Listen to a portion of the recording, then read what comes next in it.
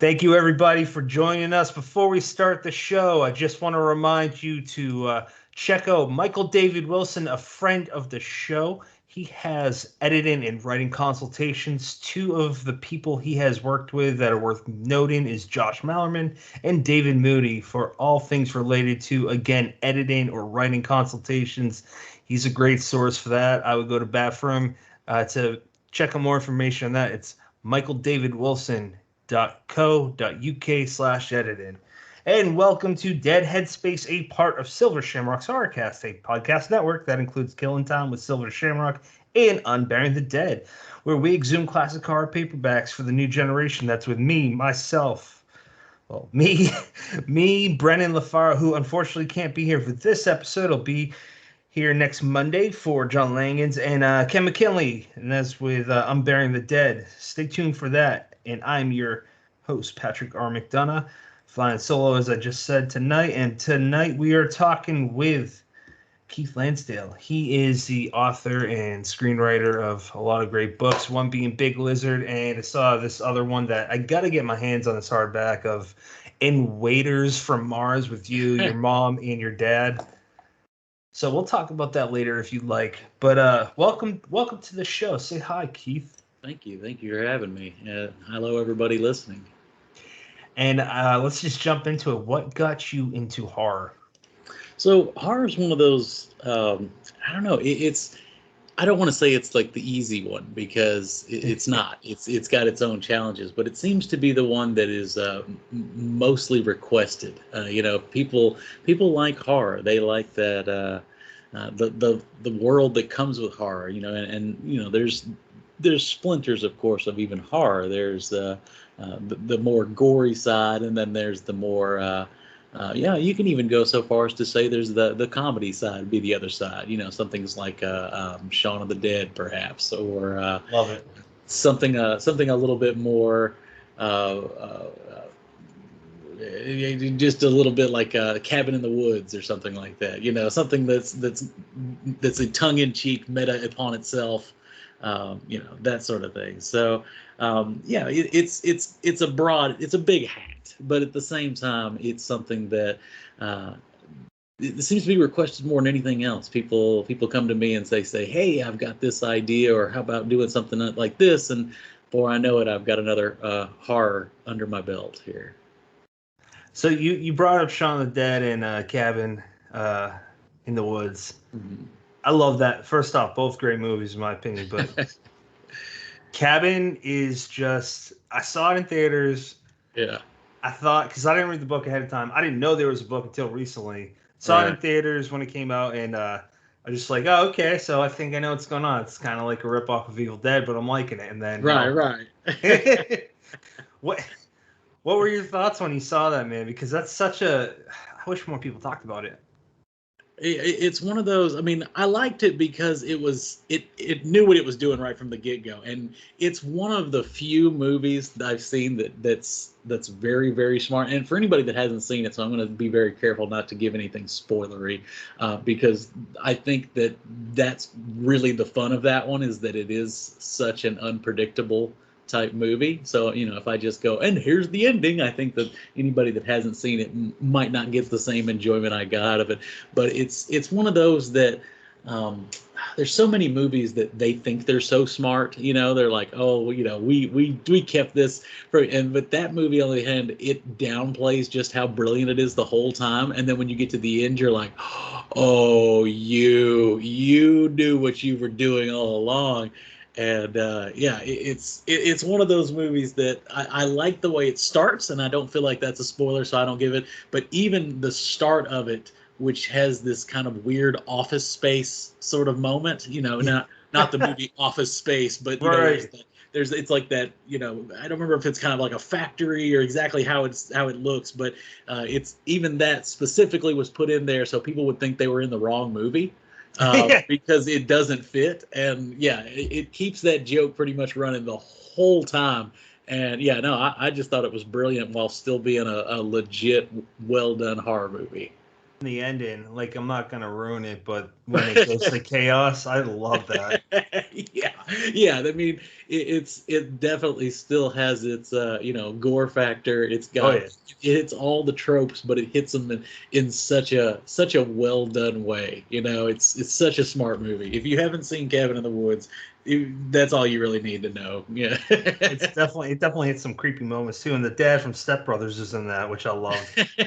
Oh, Yeah. and God, I forgot his name and the actor that he is the Step Brothers dad. The other guy's in Billy Madison. It plays a little douche. Oh gosh. I forget his name. Oh, the Richard Jenkins. It might be. Yeah. Uh, Yeah. but yeah, people should check that out. It's pretty great. You know what, man? Speaking of movies, let's just jump to the story about you, Casey, your sister, and your father Joe, the companion. How that got turned into an adaptation for a creep show. Now, I have a feeling that you watched the original two when you were younger. So what, the Scarecrow movies? Is that what you're talking about? Creep Show 1 and Creep Show Oh, the 2. Creep Show, the original Creep Show. Okay. Yeah. Yeah, I remember that they existed, but I don't remember them well enough to tell you even what they were. I mean, it's been a bit since those been on, and Yeah. yeah, I don't remember them well, but I remember it being something that we watched.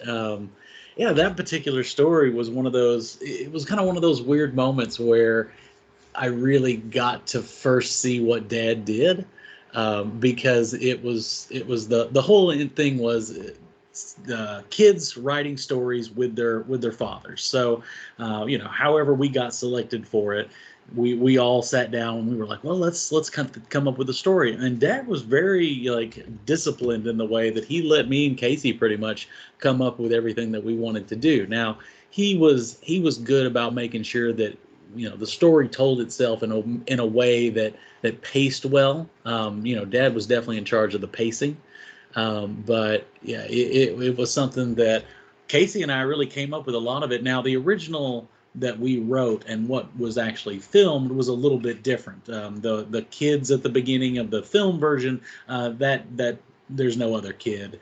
It's not like what happens is the first kid gets chased over there by a boar, and the boar chases chases the kid into the field where he finds the scarecrow. So at the end of the day, the bully brother, the other kid, it's just the mechanism that gets the story started, but it's pretty close otherwise to what we did. Have you done any other projects with Casey? Because I actually until recently didn't know that she wrote any prose fiction. I know Yeah, she's a she's fairly songwriter. new to it. Yeah, she's Yeah. fairly new to it. It's something that I know she has more interest in trying to do more of. I don't know kind of what her plans are because she's kind of all over the place. She's always looking for something new to try. So I don't know if she's going to stick with that, do something different. I know that her and I, as far as working together, we actually have worked together since then. She was in my movie Christmas with the Dead. Mm-hmm. And I don't know if you're familiar with that or not. And even if you are, other people may not be. So we'll talk about that a little bit. Sure. Dad did a short story a few years back. I guess it's been decades now. God, how old am I? Either way, so he did a story called Christmas with the Dead. And if you took it exactly as he wrote it, it's about 15 minutes if you filmed it just as is. Problem is that one of the big sections in it has a dog, which whenever you're filming, that's if you don't have the budget for an animal, you just got to cut that out because it's animal budgets, animals and kids. You try to avoid working with them. That's the whole thing. So of course we still had a kid, but whenever Dad was saying, well, yeah, there's some interest in adapting the story if you wanted to do that, and he said, but I tell you, cut the dog and kill the kid as soon as possible. And I said, all right, that's my guidance going forward. So that was the start. But that took what he wrote, which was, I said, about 15 minutes, probably, if you did it, real slow. It was something where I was like, well, we need to make a whole hour and a half out of this, so let's start working. So the guy is, I don't mind spoiling this one a little bit because it's a little harder to find, and at the same time, it's a fun ride even if you do. But either way, it's a guy who the apocalypse has already happened. He's come to terms with it, but the only thing that he can't come to terms with is the fact that he kept telling his wife before she passed that he was going to get the house decorated for Christmas. So every single day he decides that he's going to get the house decorated, but every single day something comes up that kind of keeps him from doing it. And it's kind of one of those things where he's enjoying the going through the motions more than he's going through getting it done. But then it gets weird. All the zombies out there that are roaming the lands, they're not scary like you would think of as a zombie. They're more just, that's just what's happening out there. It's they've come to terms with it. But there's some things out there that are a lot stranger than zombies, and that's kind of where it rolls into. So I love it. So yeah, but either way, my sister, she played the wife that is mostly in flashbacks for it. But and on top of that, there's been a musical version and a play version that's kind of spawned out of it. And my sister she did some of the music for the original. She has helped set up some of the work for the podcast version that's the musical, and she was a big part of the actual play version. Though as soon as we started to get that off the ground, the world started exploding, and we haven't had a chance to revisit it. But I have to say, I have seen that version. I'm also set to direct a remake of it because people want to see this thing done for some. It's like it's my own zombie. It won't die. It just keeps coming back in one form or another. But at the same time, it's the musical version, I have to say, is really the best version of it, and it's the one I didn't write, but it's the one that takes the script that I did. And it's such a meta joke upon itself that it really fits the what we're looking for better than anything. So I really hope that picks back up once it's safe to go outside again. Man, that is so cool. I would love to hear the musical of that. That sounds kind of funny. It's really neat. On the top of my head, there's 3 major families in like the write-in horror world. It's like the Lansdales, the Straubs. Well, actually, Emma doesn't write. Peter Straub's daughter doesn't write horror, but and the Kings. Yeah. And I mean, I'm not in that. Very few are in that type of family. What do you get asked more questions about your family, or is it kind of your career, your father, your mother, or is it kind of a hodgepodge of them all? Well, I mean, coming into this, I know right from the get-go that every door that I've had open for me is because of my dad. So there's never a moment in my life where I don't realize that. Now, and people like you mentioned, King and his son Joe Hill, whenever he was getting his feet underneath him, that's the whole reason he went by Joe Hill, is because he wanted to stand on his own, and I don't blame him for that at all. And I remember having a conversation with somebody, and they were like, well, if you want to get out from under your dad's shadow, it's probably a good idea to change your name. I was like, you know what, I like my name and I don't plan on changing it, and I like my dad, and I don't care if I never live up to him. That's fine with me. I'm absolutely content with being maybe almost as good as my dad, or I'd like to think one day, I don't think I'm that good yet, but I'd like to think that can happen. But that's only because my dad is such a high bar. Yes. I don't think it's fair to even pretend like I've got the decades of experience that he has. But there is something to be said that I grew up in a house where we talked about film stories, and we talked about character development, and we talked about what movies we liked, or why we liked them and why we didn't like them. What I didn't realize at the time is that I was getting a master class in writing every single day from the age I was way too young to watch movies like Evil Dead, which I'm pretty sure I saw when I was like 6.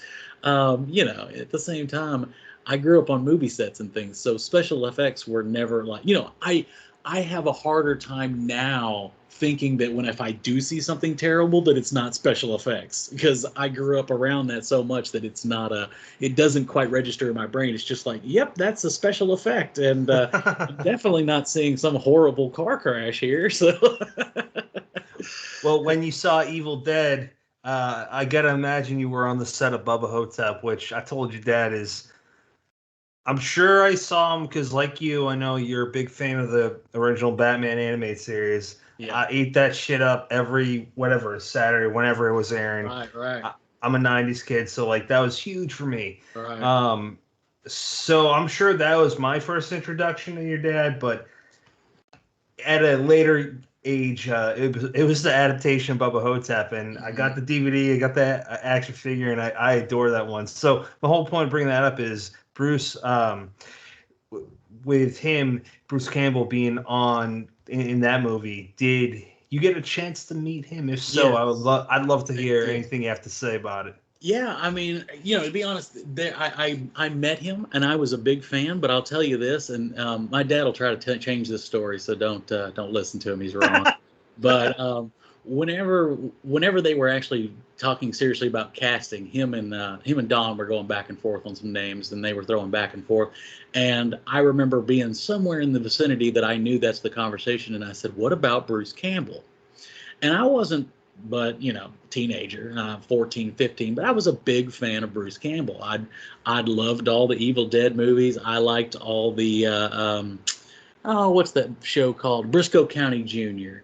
That sort of stuff. I grew up loving Bruce Campbell. So whenever I was like, I bet you he could do it, and Dad was like, Nah, I don't know if but he must have thought about it, because the next time I talked to him, he was like, we got Bruce Campbell. I was like, yes.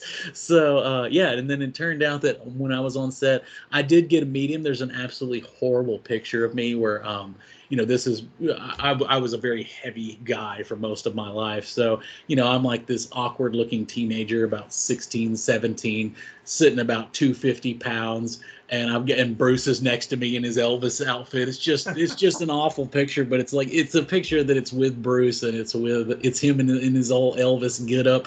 So it's hard not to be like, well, I'll let it go. But either way, the on the set, he was working. So I mean, we exchanged a few kind of pleasantries. But whenever he came to Nacogdoches, whenever that got filmed, Nacogdoches was nice enough to let us have the theater and have a whole thing where he came down and did a talk and all sorts of stuff. So we actually got to hang out a little bit then, and I got to spend some time with him. I drove him around, and he's a hoot fan. He's a lot of fun. I've seen him a few times since then. Anytime we're in the same vicinity, we always try to say hey. But yeah, him and Dad, they talk all the time. They just exchange emails like they've been buddies forever, and I guess at this point they have. So that's fantastic. Hey, you know what? I take it for its face value. What a ridiculous story! And when I first talked to your dad about it, I'm paraphrasing. He said something to the effect of how it almost seemed like, I think no one would buy it because it's a living Elvis, a black JFK. Yeah. Played by Ossie Davis. he really believed that would be the last thing that anybody would ever have any interest in filming, and it turned out to be the first. It's that story and that movie. If you look at the effects too hard, you can see how cheesy it is. That's what makes it fun. It's like it is absolutely. I don't think that's a bad thing. I definitely think that's okay. But it's no question there. And if you think too hard about the plot, it's so bizarre that it has any sort of trouble holding itself up. But if you really look at the core of what it is, it's that genre that I just absolutely adore, and I think I like it more every year. And it's that getting older sucks. And there's some great movies that are in that. Pretty much anything made by Clint Eastwood is in his later years, or is that Grumpy same Old genre. Men. Yeah, and then Up. is an animated version of Getting Older Sucks, you know, and I love Up.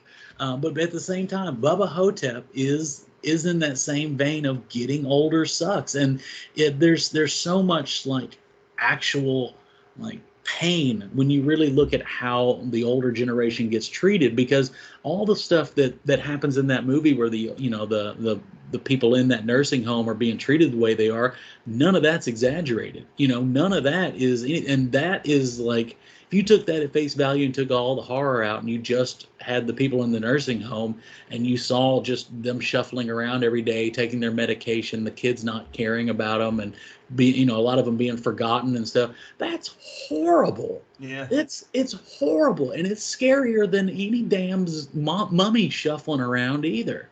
Mm-hmm. So, you know, at the same time, it's got a lot of heart, because it's these two guys doing what they can do for the little bit of land that they've carved out left, which is this old nursing home in East Texas.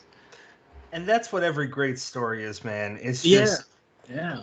It's real people, and we get connected with them, and it's a side of Elvis that, like, I mean, think if he still survived, if he lived to today, like, where would he be on the charts musically?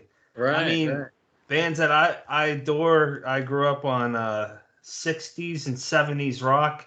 It's my favorite type of music. I love The Who. Saw them do I think it was the 40th anniversary tour for Quadrophenia, and I mean, they kicked ass, but they gotta be in there, if not their 80s, close to it. But they're not like on the charts. They're not on the radio often. They're on the old guy radio stations, and I love those. But yeah. I mean, if Elvis was still alive, he'd probably be just an old guy forgotten about. Yeah, I mean, he'd probably own a chain of restaurants at this point and have hung up the big sparkly belt. To be honest, I can't imagine that, as if he was still not taking care of himself as he was. I can't imagine him wanting to get up there and twist a hip, because he'd end up just like old Elvis in Bubba Hotep, and twist it and fall off the stage. So, so let's jump to you in movies. What are your interests? What can you talk about for near future and bucket list dreams that you want to do? Because you're a director, and I know you're a screenwriter. I don't know if you're an actor or any other.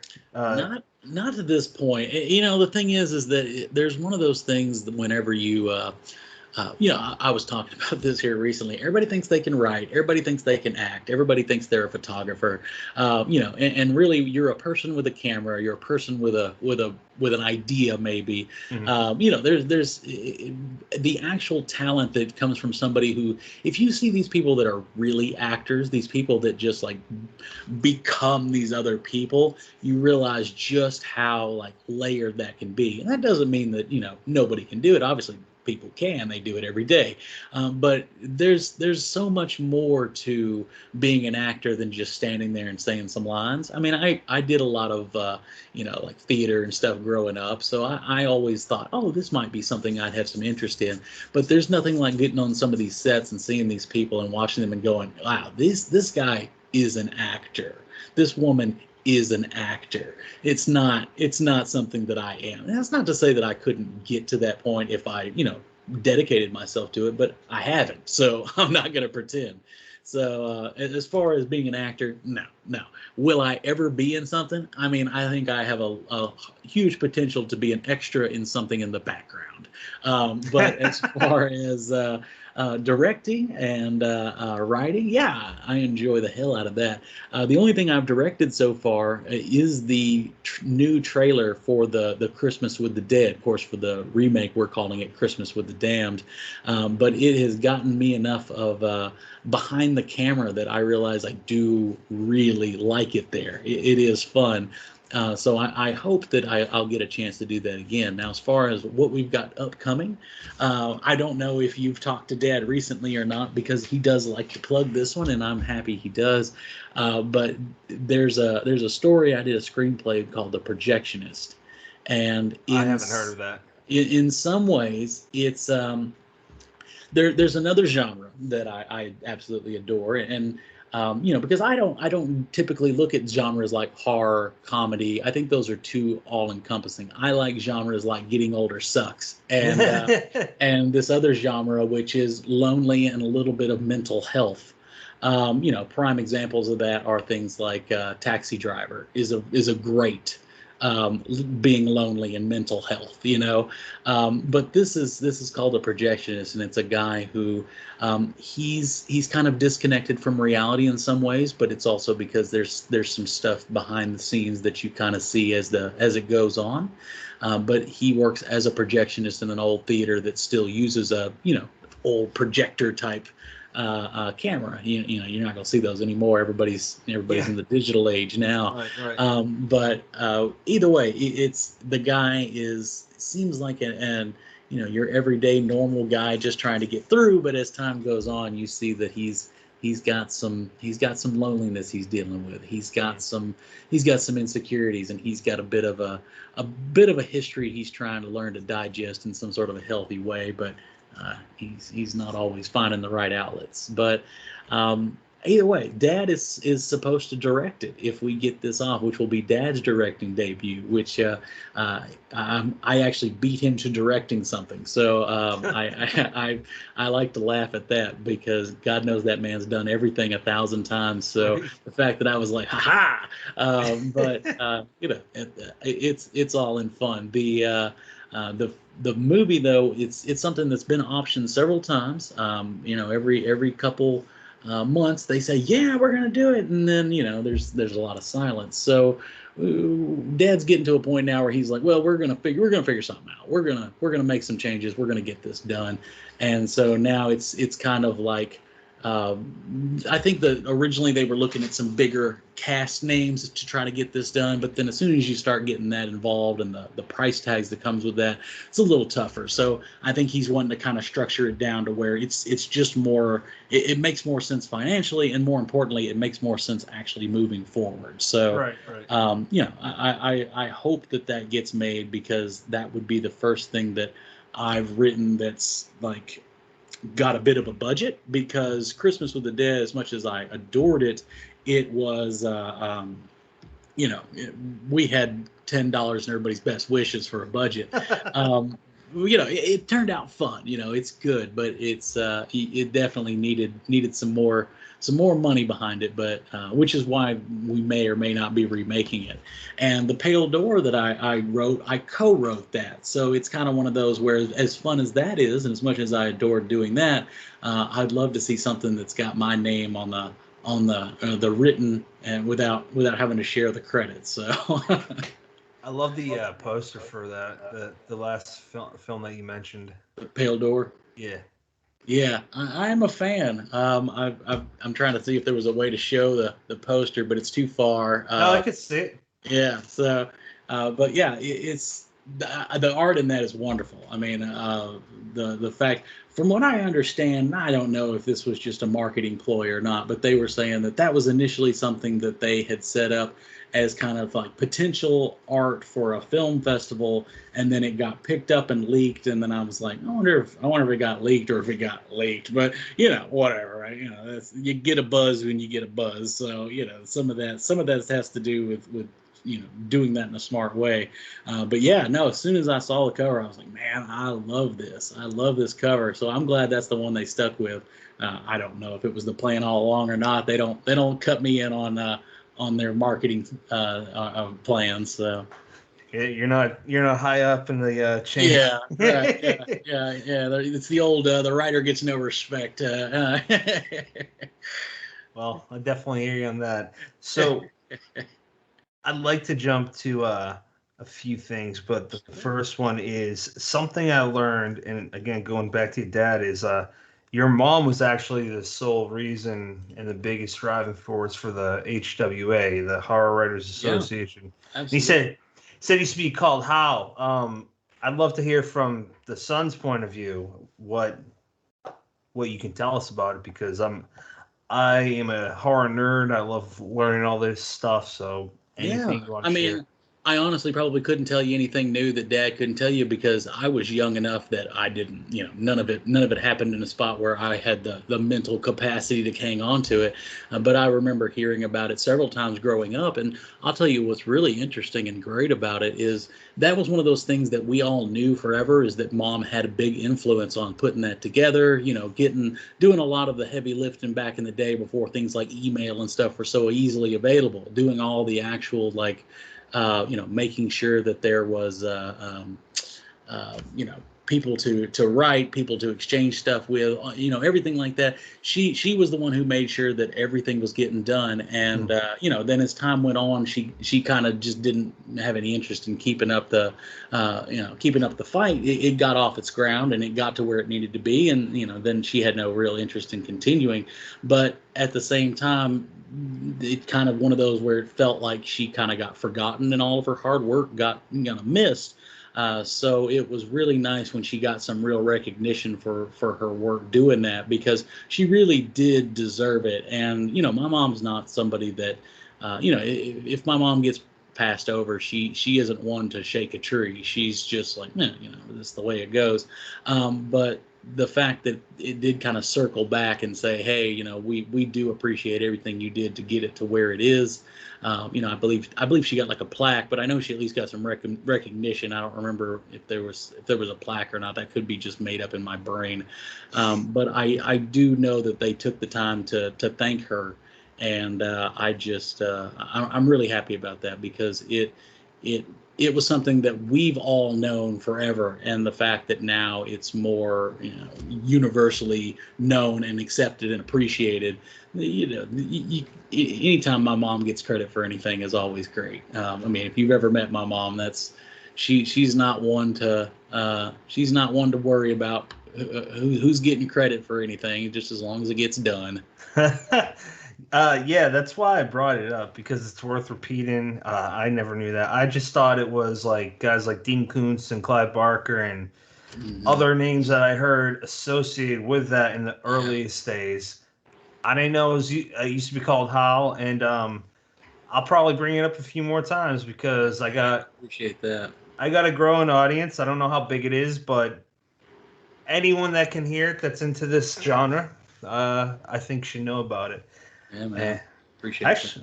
And you know what? I'll cut this if you want, but I actually talked to your dad. I'm like, what are the chances I can get you, your wife, daughter, and son on the show next year to call it Meet the Lansdales? And he said, basically, we'll see if the scheduling can work. Yeah, well, I'm sure we're if you can get us all on the same time, get us all set up. Good Lord, you'd never get a word in edgewise, but that's up to you. So no, we like our guests to talk because we got Casey on next month in October. Well, actually, it's not September yet, but the only one that I haven't talked to is your mom, Karen, and I was like, I gotta meet her. She seems amazing.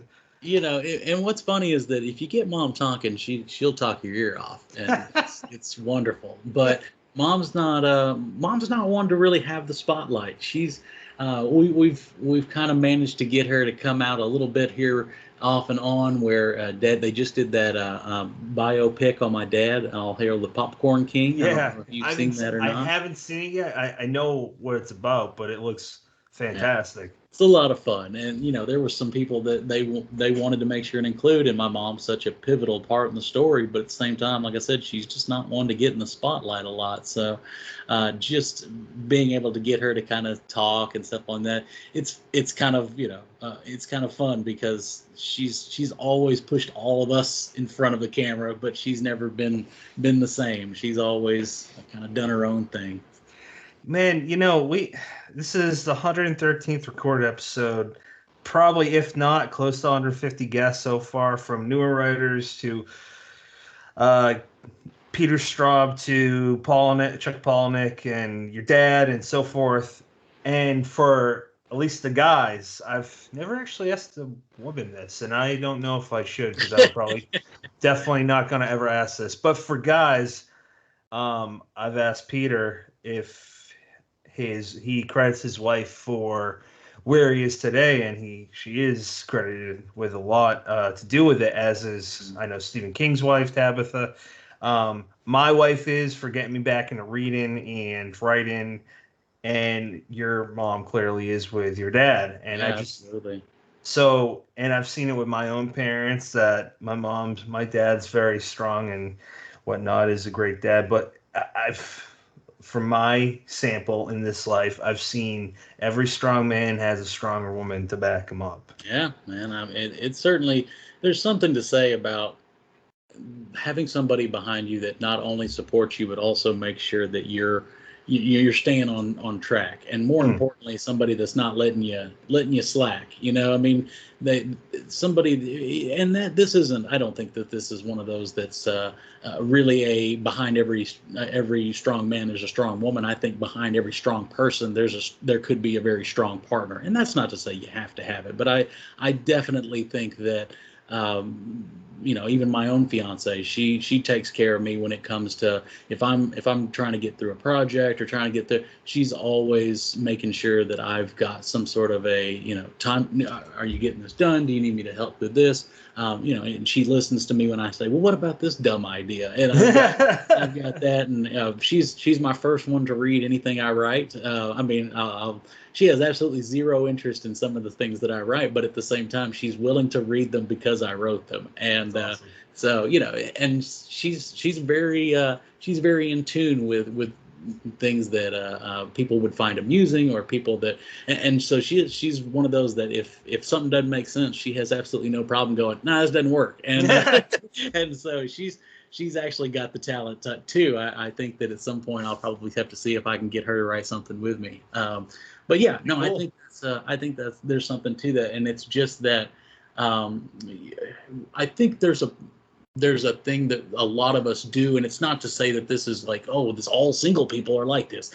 This is more like when you have somebody that you are trying to, you get complacent, I guess is the way. If you don't have that person to impress, you have that fear of getting complacent. Now there's some people that they don't need the push. They get up in the morning, Sure. jump out of bed, both feet hit the ground, and they take off running. And so whatever. But some of us lazier people, it's good to have somebody that wakes up and goes, hey, you got stuff to do, and Yeah. keeps us moving. And so I think my mom's definitely done that for my dad. I think my fiance has definitely done that for me. And yeah, you're right. There's plenty of other examples that I think have managed to do that for their significant other as well. Yeah, you definitely made great points. If it wasn't for my wife, I told her I feel like I'd be some drunken New Englander stuck in my hometown. I'd be a towny bum working for my older job, which I love, but yeah, that's another story. But yeah, Right. just to make it clear for anyone that might get peeved because you never know who listens, is I didn't mean every guy needs a strong woman. He made a good point. You know, I shouldn't say every. It does help to have a good partner because Yeah. it's unlike anything else. Um, let's go on to one thing that I have to discuss with you. Your dad's coming up a lot. I promise I can't help it. Actually, I was gonna say I promise it won't happen I, next time. I I love don't your dad. I don't mind. I mean, I'll talk to you about my dad all day. I'm proud as hell, and at the same time, like I said, everything that I have, I can definitely put towards looking at my dad has put in the time and the effort to get me to even where I am.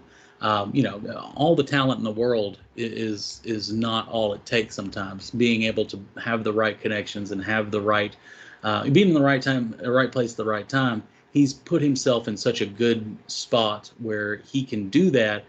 So having talent definitely keeps me there, but it didn't get me there initially. He opened those doors, but luckily I was able to uh, hold my own enough that nobody's kicked me back out yet. So Yeah, you know what? He's inspired me ever since I realized, was it 2, 3 years ago, my door was open to all these other writers outside of King, which I love King, but outside of King and the other big ones. But um, yeah, like I said, we talk, and he's read one of my short stories I published, got published this year, and he related it to a Charles Dickens short story. And I gotta say, I was like, okay, first off, this incredible writer is relating my story to another incredible writer. Like your dad's such an inspiring dude. he Um, is. He so, is. so I I think that you're definitely lucky in that regard. So let's talk about something you two co-wrote. And I got to know if you're going to have Big Lizard turn into a paperback or any other version. So it's kind of one of those where it had very limited press release, and pretty much everything we did that hadn't been released just got eaten by COVID. And I don't want to talk about this damn COVID for the rest of the time. So I'm going to make this very, very, very short. But it was one of those things where I was set to direct that remake of Christmas with the Damned, and that was eaten by COVID. I had this new issues of Red Range. We were doing that through Kickstarter, and the money kind of dried up because of, everybody was fearing for their life, and everybody's counting every penny they can. Right. So that, and then, like I said, that musical version, same deal. Big Lizard, also a victim of that, because even though it got a good release, I don't know if it's going to get another printing, because I don't know how well it's doing, but it's just kind of one of those where I don't know if it's even fair to judge it because of everything in the world going on, same sort of deal. So I'd like to think that there'll be another, short story, or it's not short story, a paperback version of it that comes out after the fact. I know that we're still selling them in the hardback, so maybe he's waiting to see for the storm to pass, we'll just say, or maybe it's just selling so well that he hasn't felt he needed to do that, or maybe there's no plans of it. Sadly, the publisher side of things, though we talk from time to time, we haven't really discussed anywhere of where this might go after the sales die down, sort of thing. Who I should know this, but I don't. Who published it? That was let me see what the name is, because I call him by his actual name so much that I forget. I got you. Let me get that here. It's SST Publications. Oh, okay. Let's see, the Short Scary Tales Publications. That's what it is. Yeah, it's one of those that it was a weird kind of thing that happened. Was we originally were approached to do something that had other superheroes written by other authors, and then there was going to be some big collaboration sort of thing. But when we started the project, we were like, yeah, that sounds great.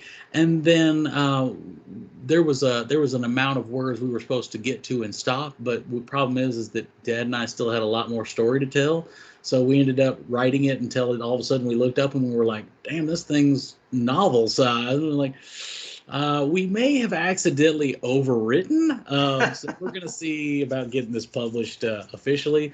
So it was one of those things where it started as a group project with some other people, but then, we ended up, surprise, surprise, me and Dad were long-winded, and before we knew it, we'd written the whole damn thing. But we do still want to circle back and play with the idea of, maybe doing more with the Big Lizard at some point, but we haven't nailed down anything yet.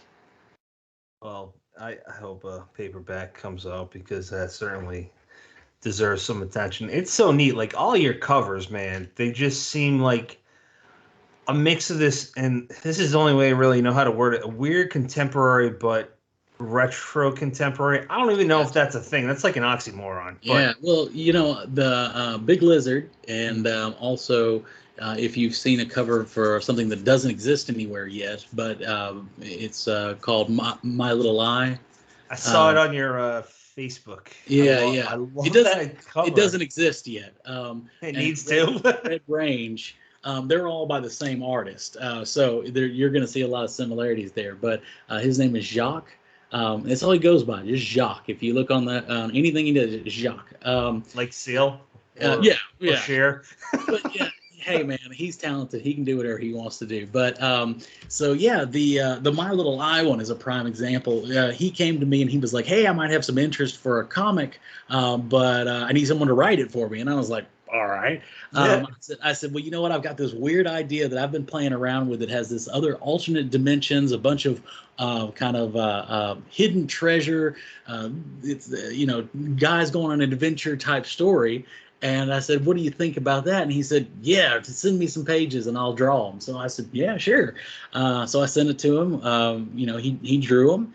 And then, I hate to keep bringing this up, but then COVID, and then it just kind of disappeared with all the interest that we had, kind of went awry. So, the cover exists because he did draw that, and a lot of he's got 10 pages that he's done we have in black and white, but he's saying that he wants to do some color, and we're going to try to get some interest on it again. But so I just loved that cover so much, and I realized, God, this may never go anywhere because it may have just been one of those flash moments, and maybe it doesn't exist, or maybe it does. But I absolutely love the story. And it's something that I've had in the back of my head for a long time. So just to have some visual of it, even if it never exists again, I've just got this unique cover that nobody else has. And so, I mean, it's a win. I hope it comes out, because if it's as neat as that cover, then I would love to see to read it. Well, to see it too. I don't know. I don't know if there's a way to show you this, but you said you saw it, so and I don't know if your listeners can even enjoy it even if I showed it up to the camera. So well, there's a video version on YouTube, so audio listeners won't be able to see it, but they can go to the YouTube page, which is Dead Headspace. All right, well, fantastic. So in that case, I don't know if showing this cover is going to work or not, but I'm going to do it anyways. Let's see how the quality of this camera, this little online camera, is. I would take it off my wall, but it took me so long to get it hung up there in the first place that I don't dare take it down because I may not be able to get it to hang back up again. It's kind of like right over my bookshelf, so I have to kind of hang precariously over it while I'm like rubbing the wall with the picture, hoping to God that it sticks. Okay, so yeah, let me try to zoom it in. I may have spent too much time doing this now, and now I've gotten sidetracked, but that's okay. We've come this far. We're doing this. Let's see. Oh God, I don't know what the quality's like. I know in my little sample, it's super fuzzy. Can you see it at all? I know what it looks like, but that's really fuzzy. Okay. All right. Sorry, guys. Go to my Instagram and or go to my Facebook or my Twitter. And see, there we go. I worked in a way to work in my socials there.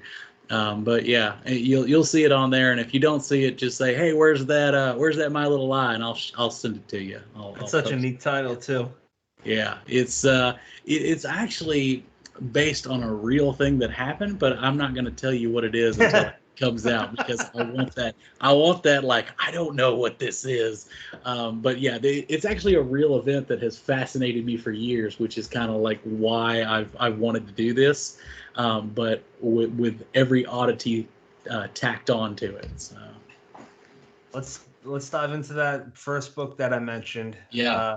In Waiters from Mars, you, your mom, Karen Lansdale, and your dad, Joe Lansdale. Yeah. What's it all about?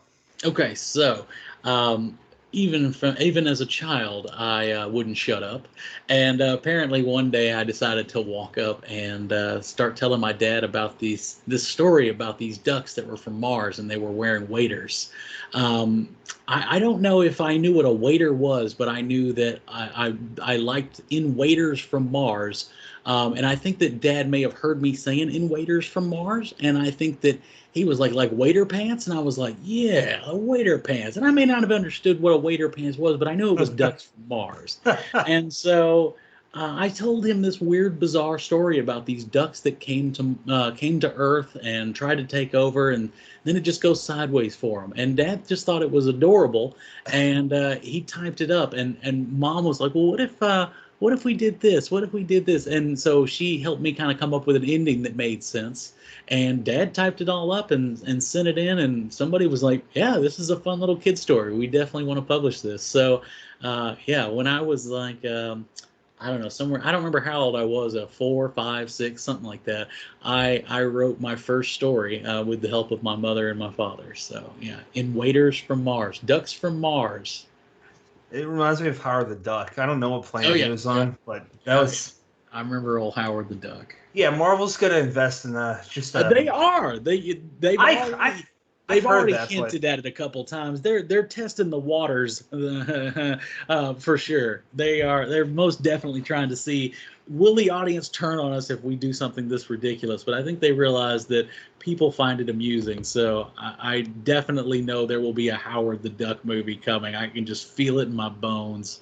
I haven't seen that for years, but I just remember he was a foul-mouthed duck that drank and smoked cigars. I mean, that's it. I don't think there's anything. I don't think there was another layer, if that's what you're looking for. I don't think there was the big purpose of Howard the Duck. I think that was pretty much it. Just an offensive duck. I just want to see a romance with him and a human, man, woman, whatever. I just remember the condoms in the wallet, That's the only thing I can even remember about that movie. I don't think I remember one damn other second from that, but I remember the duck had condoms in his wallet. And of course I was like, I don't know, probably 10 or something when I saw it. So I didn't know exactly what was going on, but I knew something was going on. some kind of a thing you can make animal balloons. Right, exactly. You know what? I wanted to talk about this earlier, but let's talk about the Batman animated series. Yeah. And did you know your dad was writing it while you were? Yeah. No, okay. I was a big fan. I was a fan of the Batman animated series, just like every other kid my age. Yeah. I mean, that was definitely you. I mean, this was, I don't want to be like, back in my day, but seriously, this was when you got home from school. That was what you turned on. You turned on Batman the animated series, and so that was my after school fun for a very long time. And then one day Dad was like, hey, they asked me to write an episode, and I was like, oh my God, this is amazing. And so then I can't remember which one was first, but I think that it was the Read My Lips, the one with the ventriloquist dummy. And he also did that Perchance to Dream, which had oh my God, it had the Mad Hatter is what it was. And then there was the I can't remember. Oh, the Jonah Hex episode was definitely third. I remember that. To which I think he cheated. I think that Dad wrote a Jonah Hex episode and called it Batman. There's Batman in the beginning. There's Batman in the end. But that is a Jonah Hex episode, which I just love because what a lot of people don't know is that Dad is the one that really added the sci-fi weirdness to Jonah Hex, and the fact that they didn't have Dad write the movie and they wrote that horrible thing that actually came out, it hurts my feelings personally. Because and Dad has said that the way that worked was kind of funny, that he didn't remember when he was writing the Jonah Hex comics that there wasn't a science fiction element to it. So it was just kind of like, oh yeah, I remember Jonah Hex. So he went and wrote what he thought Jonah Hex was. And then people were looking and they were like, this is amazing. And he was like, yeah, that's what I was going for. So it turned out to be, kind of a whole rebranding of the character. And I think it's done better for it. But yeah, then they did that movie, and it just it didn't know what it was trying to do. I think is the big problem.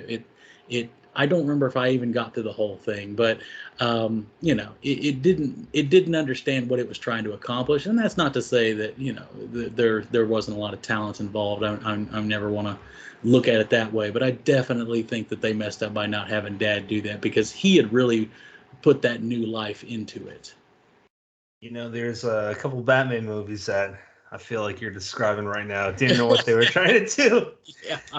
Yeah. I mean, and I'm guilty of that myself when I write things and I get to the end and then I realize I'm like, I don't know if I know what I'm doing with this here. But I realize that that's when it's time to scrap it and start over. So it happens to us all because, it's obviously just like I was talking about before. If it was easy, everybody would do it.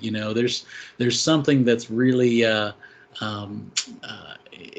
it really brings you down to earth when you're staring at that little blinking cursor and it's a blank page blinking and you're like, oh yeah, I've got to fill this with words that actually are entertaining to read.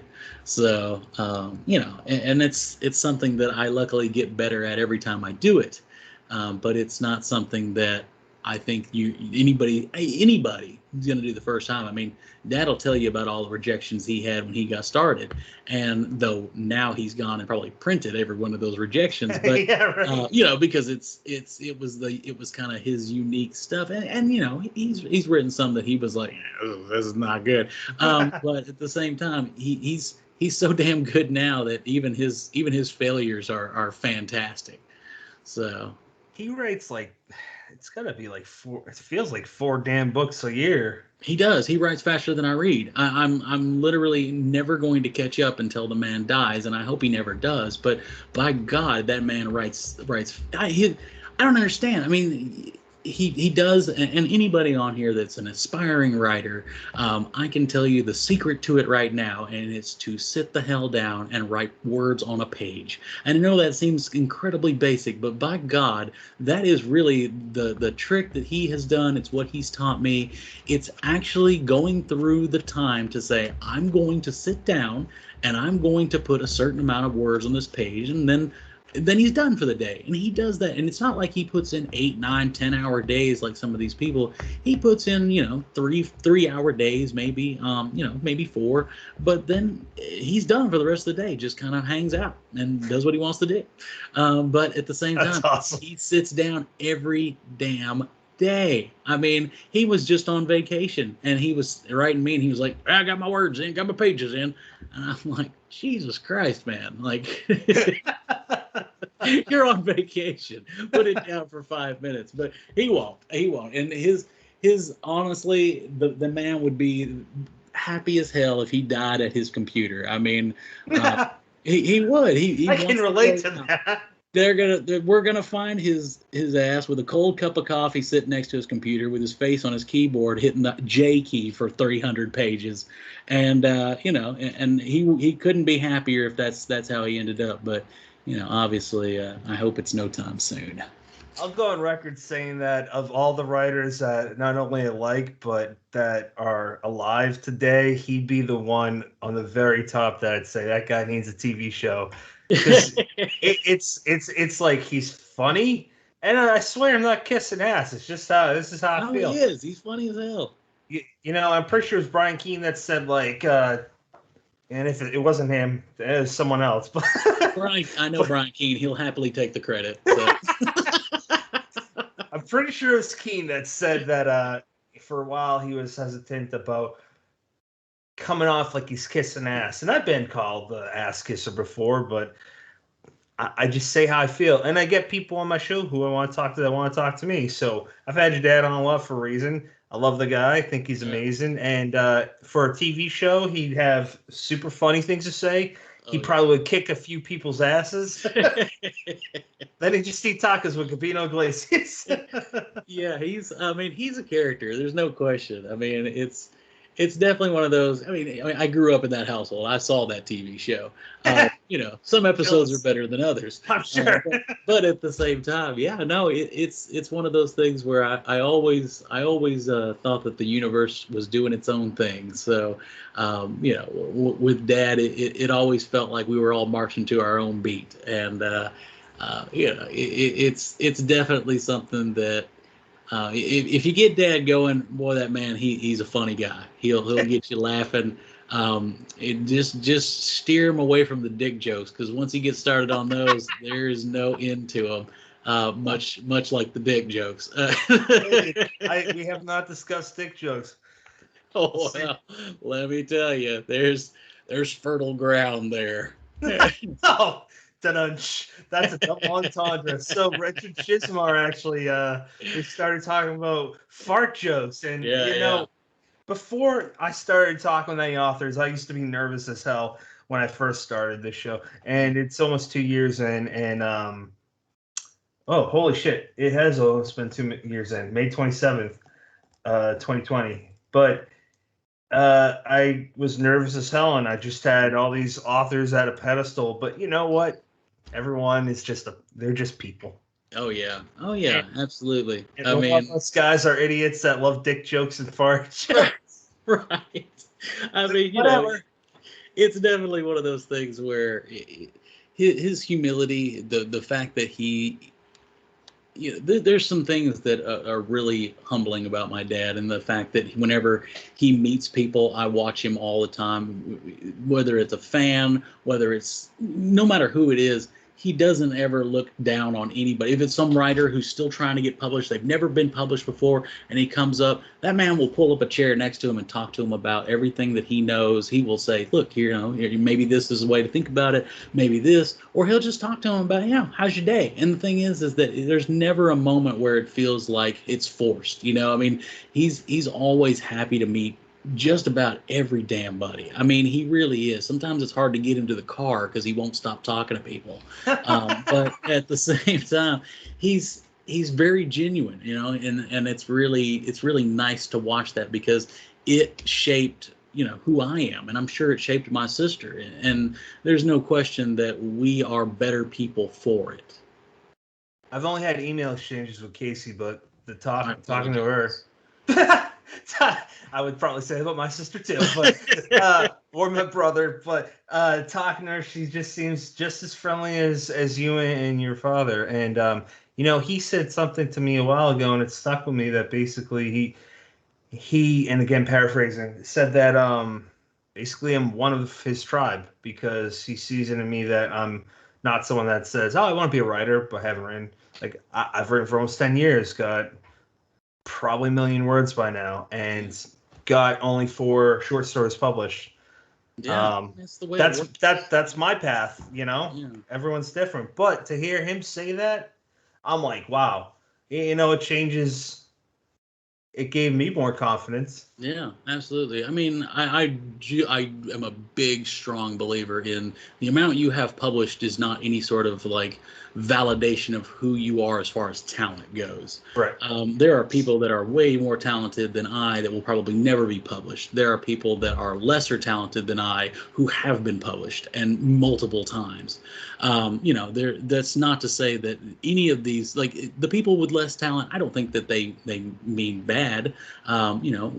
Poor Dan Brown's doing the best he can. But no one likes him. No, seriously, I joke, but either way, I mean, I've got people that obviously I run in a lot of circles of people that write, and some of them send me things that they can't get published, and I think, God, why can't this get published? Because it's fantastic, it's wonderful, and then I see some people that I'm like, wow, this is just straight awful, and then a little while later they're like, hey, I got published. I'm like, I don't know why. So anybody out there struggling to get something published, just remember that is not a reflection of talent. That is a reflection of, just like I was saying earlier, being in the right place at the right time sometimes. And I know that some of the stuff that I've even done has probably just been in the right place at the right time. And I'm catching up talent-wise on the back end. I mean, nobody starts out writing. Oh, well, I take it back. Harper Lee did. Nobody starts out writing the best book ever, but then I realized that that's not true. Harper Lee did that. But otherwise, she's the only. Otherwise, you don't get to have that rule. Nobody else does. Yeah, I mean, I don't know on the top of my head besides her who just writes a classic for the first time. Wasn't she like in her 70s or 80s when she wrote that? I don't know. I know that there was something else that was published from her, like, I don't remember if it was 10 years ago, 15 years ago. Time has no meaning anymore. What is time? Part of it's that damn thing going on that we said we wouldn't discuss anymore. Part of it is just I'm getting older and I can't remember what the hell's going on anymore. But no, I know she released something else, and I don't think it lived up to the hype. But at the same time, that the very first thing you ever write is To Kill a Mockingbird. It's hard to follow that up with maybe To Cook a Mockingbird to go with it. You can't really do anything from there. Yeah, I'm gonna look that up right now. Actually, Harper Lee. Let's find out. Let's find out. Yeah. When did she write To Kill a Mockingbird? How old was she? Okay, you know what? She was a lot younger than I thought she was. It says that she was 31 when Lee delivered the manuscript for. Oh, Go Set a Watchman to Crane. So that's not To Kill a Mockingbird. That's not the right answer. I was about to say that's much younger than I thought. I was like, I wonder if that's right. Oh wait, no, that's it. It got retitled To Kill a Mockingbird. Oh, okay. See, I Dad would thought, have probably known that trivia. That's his wheelhouse right there. I mean, I brought up books, and he just everyone he seems to have read. So yeah, if you're ever playing a trivia literature game, don't play it with him. So I've talked with, like I said, a lot of writers, and those are basically master classes, Hmm. anywhere from 4 to 8, sometimes 9 guests a month, and I gotta imagine that you are tenfold more times with getting master classes in the people that you know and the people your dad's introduced you to. So I've gotten this question, Brennan's gotten this question. I want to ask you it. Sure. Um, with all those master classes, how do you feel like that shaped the writer you've become? I mean, it's definitely a for sure um, a huge influence. I mean, there's no other way around it. Whenever I'm doing anything now, it's hard not to watch something and break down the characters and the beats and the story.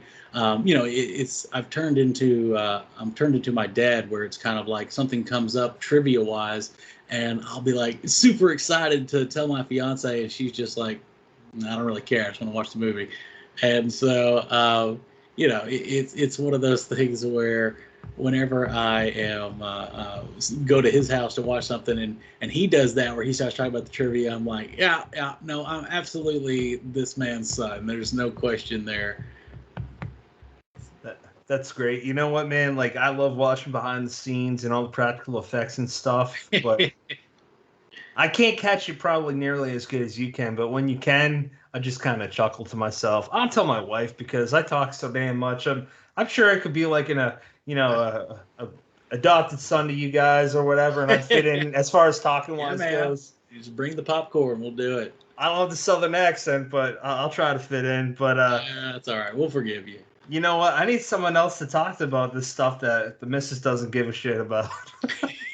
Yeah, I So, hear that. is there anything that you aren't ever asked or rarely asked where you would like to talk about? I don't care what it is. It could be Hmm. unrelated to books. It could be that your favorite color. It's whatever you want it to be. Well, since we're getting into the hard topics here, like my favorite color, Like dick uh, jokes. well, it's blue, by the way. So let's just put that on the record. Oh Uh, boy. yeah. So now that we've got that bombshell dropped, Your favorite uh, color or my comment? uh, well, my color. So I didn't know. I didn't know it was going to be even worth a second line here, but yeah. But no, seriously, whenever we are, as far as like things I'm not asked, oh God, I don't know. I've been on so many panels and interviews, and there was a long time ago where I was actually a journalist, so I was on the other side of this, and I was the one asking a lot of questions and things. So I'm pretty familiar with this landscape. Something I'm not asked, oh man. There's nothing that springs to mind. I've definitely got the topics of my writing gets talked about a lot. My family is always a pretty asked about topic. My own personal interest on what sort of things I enjoy. No, people hit me up from every angle. I can't imagine there's something that I can think of that doesn't exist somewhere out there in the media space where I haven't been asked whatever it is from whatever angle you could come up with. How about this? What was journalism as far as that goes? Is that what Yeah. you went to school for? So sure, we can talk about that, and I think I'm far enough down the road now that I can even talk the bad shit. If you So want, yeah, it's welcome. no, journalism was a lot of fun. I really thought that was going to be my calling for a long time. I thought that being a journalist, it let me write. It let me, I got to be creative. I got to talk to new people and do new things. There's a lot of stuff that's being a journalist that, just being able to be like, oh wow, this is an event I'm interested in. Let me cover it for the newspaper, and now all of a sudden I get to attend this event. So I got to do all sorts of different things that I would have never, just kind of like a little bit of this, a little bit of that, kind of with everything. But There was a little newspaper in the town I grew up in called the Daily Sentinel, and it was a fantastic place that I was a journalist while I finished going to school. I finally got my degree in journalism while by the time it was over. But there was somebody. Well, let's see, what was it? There was some other. Oh, you know what it was? It was the 2008 crisis that happened, the financial crisis. Oh yeah, the real estate crisis. Yeah, and everybody in the universe got real broke real fast. And so one of the people that got real broke real fast was the people that owned that newspaper. So they owned a bunch of newspapers. Well, our little newspaper was one of the profitable ones, which is, honestly the only ones you can sell. But we were smaller, and they were trying to plug some of the leaks in some of their bigger, the real money makers. So it was kind of like sell off some of what they had to try to float the ship until they could get down the road. Well, they sold it to some little smaller company and put this just absolutely horrible lady in charge. And I'm not going to say her name, though I should. But either way, so they put her in charge, and she was like, well, I'm going to make all these changes. And she went in and just did everything awful. And then, all of a sudden the paper couldn't make money because everything she changed was like the worst choice ever. And her and I didn't get along. So finally I was at a point where I was like, you know what, I'm just gonna go do my own stuff. I went and got my degree, and that's when I instead said, you know what, I enjoy writing, but I'm gonna take it a different direction. So it was kind of one of those where her making me want to leave journalism is what actually made me write that first version of Christmas with the Dead. So it worked out for me. It didn't work out for her. I think she eventually got fired because she was using the company credit card to pay for her fare. So yeah, either way. That's the bad stuff you're talking about, huh? So, like I said, she was a horrible person, but she's banned from the show. It turned out well for me. I mean, it was a defining moment for me. It got me to to consider actually doing writing stuff full time. And then before I knew it, that had become such a big part of who I am that now, I graduated in 2011, and Christmas with the Dead, I think we did our first filming on that in 2010, 2011. So it was all kind of in that same time period where I was finishing up my degree. So I didn't really want to start working back full time until I had gotten that done. But I was like, man, I got too much time in my day. So let's try this writing thing that Dad's always talking about. That, you know what, man, that's awesome, man. I'm sure that journalism, because I've heard from some journalists that I've talked to that write prose now, that's helped them form the structural side of writing fiction. It helps you, and this is honestly one of those things that Dad pointed out to me, so I'm not super surprised. He's very astute, but whenever he was saying, he was like, it teaches you to get to the point fast. It teaches you to cut out the crap you don't need. You start going and yammering on in a newspaper article. Well, most people aren't going to get past the headline, nonetheless the first paragraph. And if you get them to the fold, well, then you've accomplished something. So being able to write in such a way that keeps people entertained and keeps them actually still reading, that's the challenge. I don't know if anybody ever read the last sentence of any article I ever wrote, except for maybe my mother. But by God, I tried every time I could to make sure and keep it entertaining from start to finish with as little, as little detours as possible. So I definitely think it shaped how I write. I can't speak for other writers, but for me, it took a while for me to understand that, because I was growing up in the School of Knox, and I got back into writing. Like I said, my wife got me back into reading and writing, and I didn't realize until, not to dive too much in this, but you brought up mental health earlier. I was diagnosed with ADD at the time. Now it's ADHD. Wasn't on medication for a while as a kid, but I recently have about a month ago, and Adderall, and it's helped. It's helped incredibly, a huge amount with my focus. That's good. Not being spaced out or whatever, and all the things that I didn't like about myself. It's helped tremendously. My parents didn't know a lot about in the '90s, and they didn't like the idea of their kid being on it, so can't blame them. Right. But well, there's a lot of stigma behind it, and I think that that's something that I think that's changing. I don't think people are as concerned now. I mean, I was on ADHD or ADD medication growing up as well, but I didn't like what it did to me. I felt like it stifled my creativity. I felt like it, all those old shows and things where they take the Ritalin and then all of a sudden they don't have a personality. My God, that's a joke because it's so true. It felt like it turned me into, black and white instead of a world of color. And so I just told Dad, I was like, I can't do it. So I've grown up, and yeah, you're right. It's ADHD now, and I definitely suffer from ADHD. Being able to focus is something that has not been my strong suit. I pretty much have to write down everything, or I don't get it done. I don't remember it. But I've learned that sort of thing instead of taking the medication for it, because I've always been kind of worried that would stifle me again. So I've kind of avoided the medication route, but I've instead found other tools to kind of keep myself focused. And I write down every single thing I need to do at whatever time I need to do it. And that way, in case I have one of those moments where I'm just like out in the universe, I've got my notes that kind of, my ongoing to-do list. And part of it is, people tell me all the time, I don't know how you get so much stuff done. And it's just because I don't remember what I was doing, but I know I'm supposed to do this thing on the list. So by God, we're doing this thing on the list.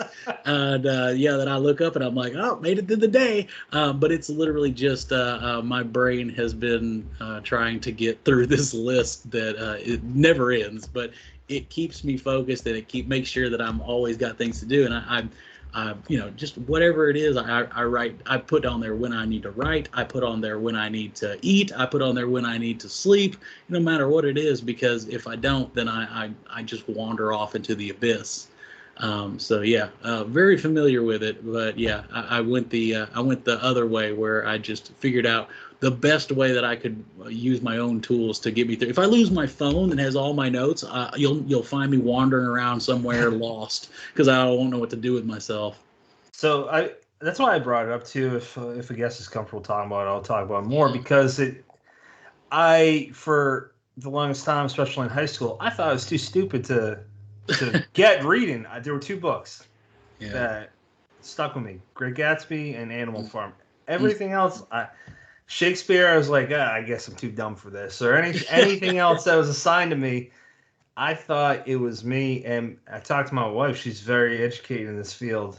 She's a social worker, has her master's in it, and she said that's kind of a side effect of ADHD. And paraphrase again, can't quote her. She's smarter than me, so I don't want to fuck up what her words would be. But right. But I think it's good to talk about, because there's a lot of people that have it. There's, for me, medicine worked. I tried it the other way. It didn't help. And I was super scared that I was going to stifle my creativity. Right. But hasn't slowed down the show, hasn't slowed down my thoughts. In fact, it's keeping me more focused on my debut novel. When it's done, who knows? But I feel good. That's good. Good. I mean, if you're finding something that works for you, anybody that's got some sort of a stigma against medication, or you think it makes you any different than whatever, if you try it and you don't feel better for it, then I get it. Yeah. But if it's one of those where it's like you haven't tried it, but you look, if anybody looks down on anybody who's trying to better themselves, man, find something better to do with your time. We're all trying to get through the day as best we damn can. So, if it's something that it's helping you focus, man, I sign off as hard as I can sign off. Yeah, there's a lot of assholes online and in the world. So just ignore them. Keep doing you.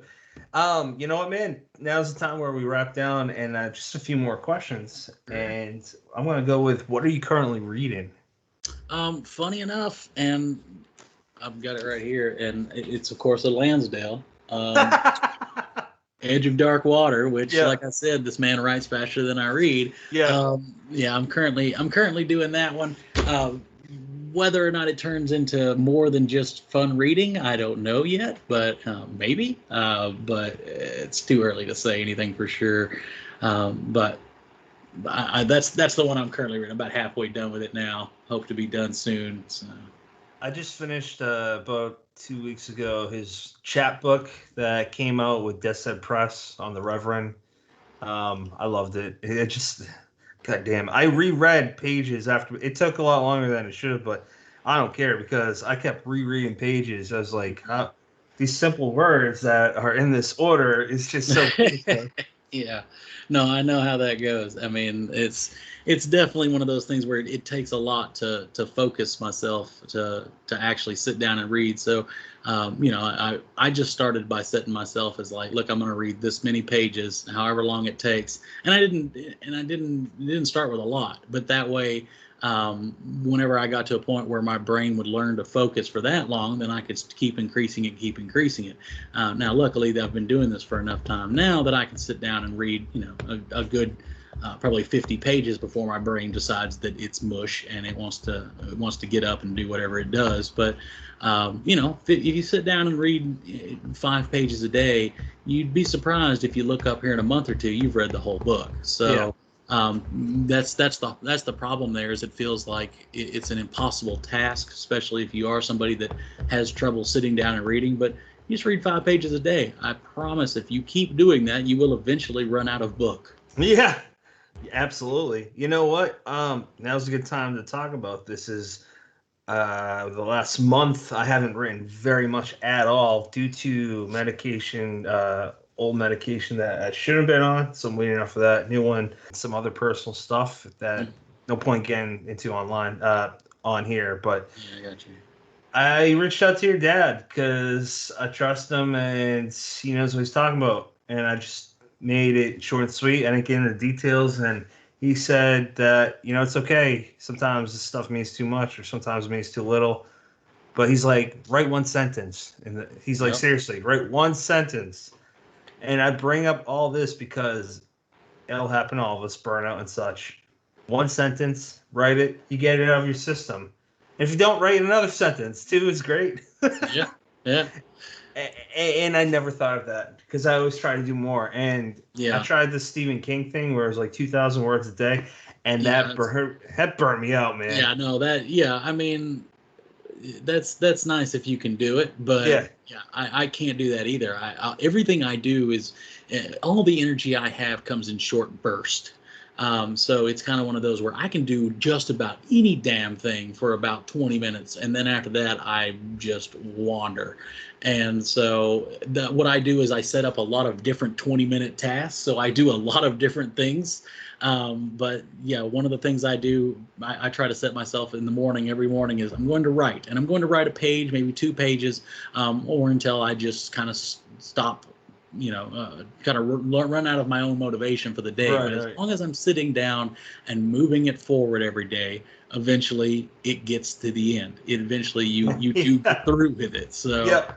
And that's the trick is not trying to write the whole thing. It's trying to write the thing, in as much time as you need. But at the same time, you don't want to be like, well, I'll write a sentence a day, because if you stay at the sentence a day, it's going to take you damn forever. You're going to die before you get it done. Right. Exactly. But that's a lot of times what that sentence a day will do is you'll write that sentence and then you'll be like, I want to write another sentence. I'll write another sentence. So the days that motivation might be just hiding behind that mental block, it'll come pouring out. And the days that you write a sentence and you go, that's all I got in me, that's okay. That's that day, and that's the way it works. Yeah, it happens. You know what? Now my turn. I'm currently reading Richard Chizmar's Chasing the Boogeyman. It's so How good. is it? I love it. What is that? I've not heard of that. So Chasing the Boogeyman is these aren't my words. It's him making up basically a new genre. It's crime. It's parts of, and this will sound like obviously what fictional writers do. Not fictitious. What we do when we write fiction is we add truth and our fake realities into one thing. But it's more than that. It's the main character is him, and it's when he was a kid in the 80s in his hometown in Maryland, and it's this crime, this boogeyman that he's fallen that's killing these girls in Edgewood, Maryland, and he's a journalist, and he's kind of just asking around all these questions, and eventually he writes a book out of it. And there's these pictures of I gotta ask him at some point, like if he staged a lot of them. Are they real? I mean, I can't tell what's fake and what's not in this, but it's pretty damn cool what he's done. I'm about 80 pages in so far. Then the other one I'm reading is by I only got the Kindle version. It's called The Last House on Needless Street. It's by this author named Catriona Ward. It's, you know what? It's just it's another crime. I'm trying to think without ruining it. It's another crime story told from points of view that I haven't read in a crime before. It's weird, but it's really interesting. I don't know what this is about yet besides the back cover, but the last one that I'm going to be reading soon is by Don Winslow's new book, and it is called City on Fire. Comes out April 26, 2022, but I'm looking forward to diving in on that. Don is a writer that I enjoy, very good crime writer. Hey, I'm reading a lot of crime now. I love it, but you know what? Horror, crime, comedy, it kind of all blends into one thing, as you said. I genres just don't fit anymore. You know, I mean, they just don't, and everything's blended with everything now. I mean, and as it should be, because everybody's tired of watching the same exact movies over and over. So if you don't start mixing it with something else, it starts to look like everything else. Yeah, I agree. You know what, listeners, if you are interested in checking out our store, which has we got some t-shirts and whatnot, go to our website. We also have reviews. We also have articles from a few guests. Excuse me for that. Just go to deadheadspace.com. If you want to go to the shop, click on the shop tab, and you can check out the other merch that we got. If not a big deal. Just listen to us. And don't forget to leave a rating on Apple Podcasts, wherever you listen to. I never mentioned that, so I figured I'd do that now. Keith, where can people follow you? I know you said it earlier, but it's good to reiterate that. I mean, I'm on Twitter. I'm on Instagram. I've got a Facebook page. I'm pretty active on them. I don't post every single day, but I'm on there. If you post, I will most likely see it and respond. So, ask me something or tell me something. Whatever. I love to hear from everybody. So, come on, share with me. Your username is real easy to remember. It's Keith Lansdale. That's right. And the biggest struggle you might have is just knowing how to spell that. So KeithLansdale. Say out loud right now, there is only one D in my last name, and a lot of people don't know that. Now, I noticed that it's only you and your dad that got social media, or at least publicly, because I tried finding Casey and your mom wasn't on there. I thought that was interesting, but I did see she's got a lot of music on there, Casey. Yeah. But if you're listening to this, if you know who the Lansdales are, you probably already knew that. You know what, man? Final thoughts. Let's hear them. Any final comments? Any final noises? Fart noises? Well, I tell you, if we'd have had the mic close enough to my dog, you'd have got some of those fart noises. He's been you're gassing me the whole time I've been doing this. But let's see, as far as final thoughts, no, I think I want to go out on the dog fart comment. That's actually, I think that's my final thought for sure. That's, you know what, that should be written on some grave or. My final thought is, Keith, thank you for this conversation. I wanted to talk to you for some time, and I definitely want to get meet the Lansdales up for season 3 sometime next year. I hope that can work out. Bring your dog too. Let us know. Yeah, he's all about it. Let me see if we can get him. Look at that. Very important work he's doing back here. Hey. What's your dog's name? This is Buster, and he's trying to sleep, and he's very mad that I'm waking him up here. So he's going somewhere else. He's like, ruining everything. That is fantastic. I love dogs. All right, listeners. Next episode is 113 with John Langan. It airs next Monday. Brennan will return then. Keith, thank you again, man. It's been a real pleasure. Yeah, it's been a lot of fun, man. Thank you so much for having me. I really do appreciate it. You can Absolutely. anytime you need to fill some space, you let me know. I'll be around. We'll be talking.